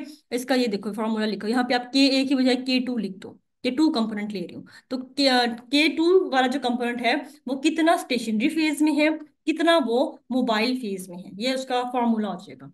तो K2, इस तरह आप K2 की वैल्यू फाइंड कर लोगे, आपको टीचर देता होता है ये वैल्यूज देगा अगर वो पूछ रहा है सिलेक्टिविटी, वैसे वो पूछता नहीं है, पढ़ा कभी भी पीएससी में लंबा काम हो जाता है। और फिर आपने थ्री वाले का चेक करना है कि आपने निकालना है इक्विलिब्रियम कांस्टेंट, के थ्री का कैसे चेक करोगे कि कितना K3 स्टेशनरी फेज में है, कितनी उसकी कंसंट्रेशन जो है वो मोबाइल फेज में है। तो इस तरह आप K2 का फाइंड कर लोगे, K3 का फाइंड कर लोगे। उसके बाद आपने इनका अल्फा चेक करना है, तो आप क्या करोगे, K2 डिवाइडेड बाय K3 कर दोगे, तो आपकी अल्फा की वैल्यू आ जाएगी। अल्फा की वैल्यू आपको बताएगी कि आपकी सिलेक्टिविटी अच्छी है कि नहीं। अगर आपके यहीं से पता चल जाएगा अल्फा क्या है। देखो अगर आपकी वैल्यू के और ए और के भी अब बहुत करीब करीब है, कंपेरेबल आपस में, तो मतलब क्या है, बैड सेपरेशन, अच्छी रेजोल्यूशन नहीं है इस कॉलम की। क्योंकि ये देखो के और ए और के भी बहुत करीब करीब है, क्या हो जाएगा देखो, अल्फा देखो फॉर एग्जांपल इसकी वैल्यू भी फॉर एग्जांपल आई है मेरे पास 3.1, इसकी आ गई है 3.2, ये आपस में बहुत करीब करीब है। इसको जब मैं डिवाइड करूंगी तो बड़ा वो आंसर आएगा करीब सा, लाइक करके देख लो आप, 3.1 डिवाइडेड बाय 3.2, आंसर आया 0.9। ठीक है, ये 0.9 आ गया मेरे पास। और अगर आपकी ये के ए और के बी बहुत डिफरेंट डिफरेंट है, दूर दूर आते हैं, तो मैं क्या कहती हूँ, मेरे पास सेपरेशन अच्छी है, रेजोल्यूशन बहुत ज्यादा अच्छी है। तो के ए और के बी की जो वैल्यूज हैं अगर वो आपस में बहुत दूर दूर हैं, तो आप कहोगे कि सिलेक्टिविटी बहुत अच्छी है मेरे पास। अगर के ए और के बी की वैल्यू आपके पास सॉल्व करने के बाद बहुत करीब करीब आई है, लाइक 3.1, 3.2, 3.1, 3.3 भी ले लो, वो भी करीब करीब है बहुत, तो जब आपस में कंपेरेबल आई हैं, तो क्या हो जाएगा, आप कहोगे मेरी जो सिलेक्टिविटी है कॉलम की वो बहुत कम है। सिलेक्टिविटी कुछ भी नहीं है, ability to separate them individually, जितना वो दूर दूर और देर देर से आपस में अलग अलग सेपरेट हो जाएंगे वो अच्छा है। और जितना वो फॉर देखो मैं टीएलसी ले रही थी, ठीक है, हमने जो एक्सपेरिमेंट परफॉर्म किया, हम टीएलसी लेते, पहला आ गया, दूसरा आ गया, तीसरा आ गया। बाज को तब टीएलसी लेते हो किसी भी उसकी, क्या हो जाता है, ये मैंने टीएलसी ली, टीएलसी पे मेरे पास ना दो स्पॉट्स आ जाते हैं। तो दो स्पॉट्स आने का मतलब क्या है कि, और दोनों भी बड़े करीब करीब इस तरह आ रही होती है, तो इसका मतलब क्या है कि मेरे उस कॉलम की सिलेक्टिविटी अच्छी नहीं है, मैंने पोलैरिटी अच्छी सेट नहीं की अपने मोबाइल फेस की। अगर मैंने पोलैरिटी अच्छी सेट की होती तो एक एक के साथ आता, दूसरा दूसरे के साथ आ जाता। तो मैं पोलैरिटी को जिस तरह एडजस्ट करूंगी, एक अलग से आए एक दूसरा अलग आए, एक ही उसमें ना आए, क्योंकि दोनों अगर एक ही उसमें आ गए, एक ही टेस्ट ट्यूब में आ गए, तो मैंने तो रोटरी करनी है। फॉर एग्जाम्पल मुझे अपना ये वाला चाहिए था वन वाला, ठीक है, वन वाला और टू वाला इकट्ठे इकट्ठे एक ही इसमें आ गए हैं। अब मैं रोटरी करूंगी तो रोटरी के बाद जब वो मेरा रह जाएगा नीचे वाला, उसमें वन भी होगा उसमें टू भी होगा, मेरा मकसद तो पूरा ना हो सका ना। तो मैं कहूंगी कि मेरा जो कॉलम है वो बिल्कुल भी सिलेक्टिव नहीं है। कॉलम का सिलेक्टिव होने का मतलब क्या है, जितने भी कंपोनेंट्स हैं आप उनको बहुत अच्छे से अलग अलग सेपरेट कर लो। सिलेक्टिविटी का बेसिकली मकसद ये है, and it is a ratio of the two equilibrium constants. Resolution and selectivity में कोई खास फर्क नहीं है, कोई खास फर्क नहीं है। रेजोल्यूशन अच्छी है, सिलेक्टिविटी अच्छी है, एक ही बात है। मतलब ये है कि आपने अच्छे से अपना एट द एंड प्रोडक्ट काम कर लिया, देखो यही मकसद है ना। K A and K B are very different, good separation, good resolution, selectivity high है। सिलेक्टिविटी आप ये कह सकते हो दोनों में, रेजोल्यूशन जो है वो आपकी एक प्रैक्टिकल चीज है, selectivity in terms of numerical कह सकते हो कि सिलेक्टिविटी आप न्यूमेरिकल की बेस पे कह रहे होते हो। लेकिन दोनों बात एक ही है। देखो इक्विलिब्रियम कांस्टेंट, हमारे पास इक्विलिब्रियम कांस्टेंट कंपेरेबल है या डिफरेंट है, इस चीज को आप सेलेक्टिविटी कह रहे हो। रेजोल्यूशन आप कह दोगे अच्छे अच्छे सेपरेट होना, लेकिन इन टर्म्स को अगर आप ब्रॉडली बात करो तो दोनों का मतलब एक ही है कि मैंने अपने कंपोनेंट्स को इंडिविजुअली बहुत अच्छा सेपरेट आउट कर लिया, वही अच्छी रेजोल्यूशन होगी, वही हाई सिलेक्टिविटी है। बस सिलेक्टिविटी आप न्यूमेरिकल की बेस पे कह रहे हो, बाकी वही है। हाँ रेजोल्यूशन बिल्कुल, आपके रिजल्ट्स कितने क्लियर हैं, एट द एंड आपने ना डिटेक्टर लगाया होता है अक्सर, जीसी, अभी हम जीसी पढ़ेंगे ना, उसके बाद हम अक्सर एमएस लगा देते हैं डिटेक्टर, आगे हम पढ़ेंगे अभी डिटेक्टर्स को। तो डिटेक्टर्स में पीक इस तरह बड़ी क्लियर क्लियर आ जाती है डिफरेंट, अगर इस तरह पीक डिफरेंट डिफरेंट आती है तो मैं कहती हूँ रेजोल्यूशन अच्छी आ गई है। अगर पीक्स आपस में इस तरह मर्जिंग सी आ रही होती है कि दूसरे में मर्ज होती है, तो मैं कहती हूँ रेजोल्यूशन अच्छी नहीं है। बात वही है कि इसकी रेजोल्यूशन अच्छी है, इसकी सिलेक्टिविटी हाई है, इसकी रेजोल्यूशन अच्छी नहीं है, इसकी सिलेक्टिविटी कम है, इस वाली क्रोमेटोग्राफी की जो भी थी क्रोमेटोग्राफी की टाइप। तो बात एक ही है, सिर्फ न्यूमेरिकल टर्म में, या आप कह सकते हो कि इसका सिनोनिम कह लो उसका, कि आप सिनोनिम कह सकते हो, दोनों एक दूसरे के लिए इंटरचेंजेबल। ठीक हो गया जी। ये आपकी थी कॉलम कॉलम क्रोमेटोग्राफी। अब हमने जो कॉलम क्रोमेटोग्राफी अभी परफॉर्म करवाया आपको, वो बहुत सिलेक्टिव था, क्योंकि उसमें तीनों, पहले तीसरा आया, फिर दूसरा आया, फिर मेरा रिक्वायर्ड आया, तीनों बड़े अच्छे से सेपरेट हो गए, मेरी यील्ड मुझे अलग से मिल गई। तो मैं कहूंगी वो जो भी मैंने एक्सपेरिमेंट आपको करवाया, वो बड़ा सिलेक्टिव था, उसकी बड़ी अच्छी कंपेरेबल थे उसकी। के ए के बी के सी तीन कंपोनेंट्स थे, तो हम तीन लेंगे, के ए के बी के सी थे उसके। तो तीनों का बड़ा डिफरेंस आएगा, के ए अलग बड़ी दूर आएगी, के बी की वैल्यू और आएगी, के थ्री की वैल्यू और आएगी। तो आप कहोगे तीनों बड़े दूर दूर हैं, तो मतलब सेपरेशन बड़ी अच्छी हुई है, इसकी रेजोल्यूशन बड़ी अच्छी है, और क्रोमेटोग्राफी जो है वो बड़ी हाई सिलेक्टिविटी होगी उसकी। तो ये मतलब हो जाता है आपका इसका इससे। बाकी मतलब ऑलमोस्ट एक ये अच्छी अच्छी परफॉर्मेंस होगी, अच्छी रेजोल्यूशन आ गई, अच्छी सिलेक्टिविटी है, बात वही आ जाती है। ये ठीक हो गया। अब एचपीएल से मुझे बताओ, पढ़ने का मूड है या कल पढ़ना है, जैसे कहते हो। है छोटा, बट हाँ इजी है वैसे, एकदम टाइम नहीं लेता, 10 से 15 मिनट में हो जाता है, क्योंकि सारा कॉलम है, सिर्फ 2 से 3 फाक है इसमें। कहते हो तो अभी पढ़ा देती हूँ, कहते हो तो कल पढ़ा दूंगी, थक गए हो तो कल करेंगे, ताकि फ्रेश माइंड हो।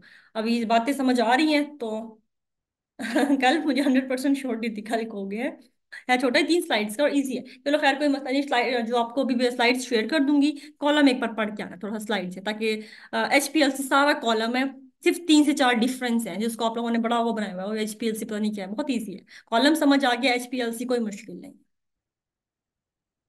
चलो फिर कल करेंगे, आज छुट्टी कर लो।